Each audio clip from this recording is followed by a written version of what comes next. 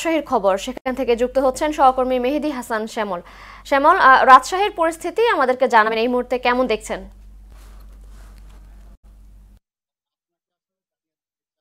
আসলে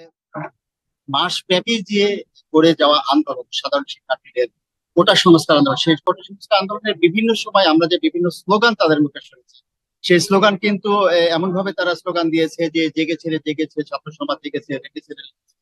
রক্তে আগুন লেগেছে, কিন্তু সেই স্লোগান এখন ড্রাইভার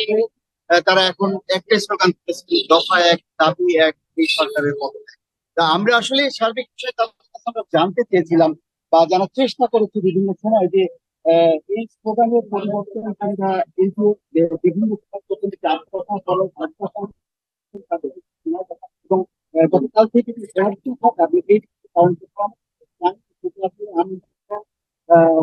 তারা আমাদের জানিয়েছে যে 200 অধিক সাধারণ শিক্ষকের মৃত্যু, দর্শক 2,11,000 সাধারণ শিক্ষক তারা তারা এখন, আর এই পুরোটাই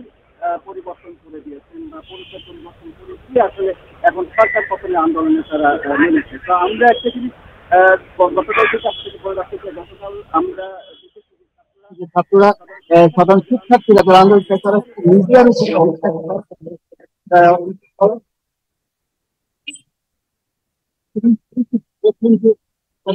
বলার চেষ্টা করেছেন যে এই মুহূর্তে এই অবস্থায় যে আমরা এই ব্যাঙ্গালোর যেটা করছে, তারা মূলত বলার চেষ্টা করছে যে আমরা আমাদের যে নিউজ তারা